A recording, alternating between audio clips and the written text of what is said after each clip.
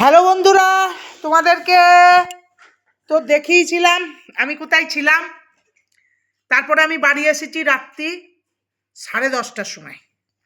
দিয়ে এখন ভাতটা রান্না ছিল আমার, সব কিছু তো দেখিয়ে গিয়েছিলাম। ভাত তরকারি এই শাক মাক রান্না হয়েছিল দুপুরে। আর এসে আমি মাংসটা রান্না করলাম। এই যে দেখো, লাল লাল ঝাল ঝাল খাসির ঝোল, হ্যাঁ, মটনের ঝোল করেছি। আর এই ভাত আর পালং শাক আর ডালমাল আছে, ওগুলো তো আর রাত দুপুরে নমুনা বন্ধুরা। এই আজকে এখন আমি খাচ্ছি রাত্রে। আজকে সারাদিনটাই শুধু ইডলি খেয়েই হয়েছে, সেই দেখেছো ইডলি বাস। তারপরে মাঝে একটু ফুচকা খেয়েছিলাম, আর সারাদিন কিচ্ছু খাইনি। এই খাচ্ছি ভাত। শাকটা তো ঠান্ডা আছে, কিছু করার নেই, খাই।